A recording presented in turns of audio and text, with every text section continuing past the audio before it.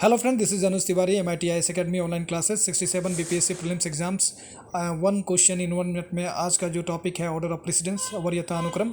हम भारत के विभिन्न पदाधिकारियों के रैंक को देखेंगे ऑर्डर ऑफ प्रेसिडेंस में।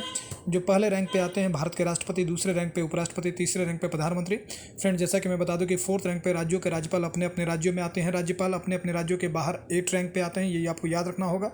और फोर्थ रैंक पे अपने अपने राज्यों में आते हैं। फिफ्थ रैंक की बात की जाए तो फिफ्थ रैंक पे भूतपूर्व राष्ट्रपति आते हैं और फिफ्थ का में उप प्रधानमंत्री। तो ये भी काफ़ी इंपॉर्टेंट होता है, भूतपूर्व राष्ट्रपति उप प्रधानमंत्री से ठीक पहले आते हैं। और सिक्स रैंक को देखेंगे कि भारत के मुख्य न्यायाधीश चीफ जस्टिस ऑफ इंडिया का जो रैंक है वो 6 रैंक है। साथ ही साथ लोकसभा अध्यक्ष का जो रैंक है, इन्हीं के साथ 6 रैंक पे लोकसभा के अध्यक्ष भी आते हैं। तो दोनों का रैंक आप याद रखेंगे 6 होता है।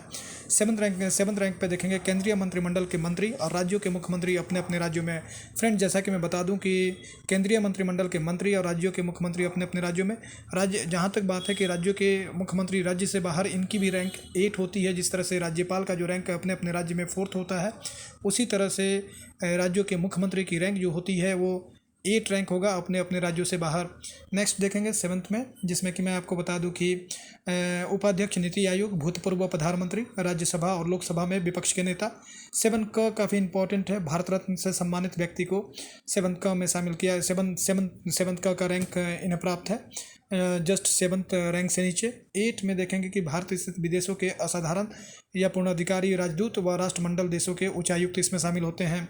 और इसी के साथ हमें 8 रैंक के अन्य पदाधिकारियों को भी देखेंगे, जिसमें कि जैसा कि मैंने पहले ही कहा कि राज्यों के मुख्यमंत्री अपने अपने राज्यों से बाहर अपने अपने राज्यों में 7th रैंक पे मुख्यमंत्री होते हैं, जबकि राज्यपाल 4th रैंक में अपने अपने राज्यों में होते हैं। लेकिन दोनों की रैंक अपने अपने राज्यों से बाहर 8 होती है, ये आपको याद रखने की ज़रूरत है। और उच्चतम न्यायालय के जो अन्य जजेस हैं उनकी जो आप बात करें तो इनकी 9th रैंक होती है, जबकि चीफ जस्टिस ऑफ इंडिया की जो रैंक होती है 6 रैंक होती है। 9 की बात करें तो संघ लोक सेवा आयोग के अध्यक्ष, यूपीएससी के चेयरमैन का जो रैंक होता है वो 9 में है। इनके साथ ही ये प्रश्न बीपीएससी में पूर्व में पूछा भी गया है, जो कि आप देख सकते हैं। मुख्य निर्वाचन आयुक्त और भारत के नियंत्रक और महालेखा परीक्षक सीएजी इसमें इंक्लूड होते हैं। फ्रेंड्स, हम देखते हैं 10th में आपको याद रखना होगा उप शब्द से आप 10th रैंक को आप पकड़ सकते हैं ऑर्डर ऑफ प्रेसिडेंस में। तो वरीयता अनुक्रम में मैं बता दूं कि राज्यों के उपसभापति, राज्यों के उप मुख्यमंत्री, लोकसभा के उपाध्यक्ष, साथ ही साथ नीति आयोग के सदस्य और केंद्र के राज्य मंत्री भी इसमें शामिल होते हैं। 11th रैंक में देखेंगे कि भारत के महान्यायवादी, मंत्रिमंडलीय सचिव, जो कि मैं बता दूं कि ब्यूरोक्रेट्स के हाईएस्ट पोस्ट होते हैं, जो कि कैबिनेट सेक्रेटरी कहलाते हैं। इसके नेक्स्ट में 11th में ही देखेंगे कि उपराज्यपाल अपने अपने केंद्र शासित प्रदेशों में।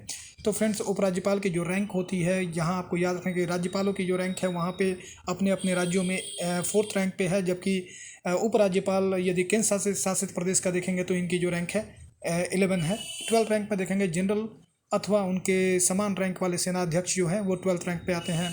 तो फ्रेंड्स, आज का ये इंपॉर्टेंट टॉपिक रहा। Thank you friends.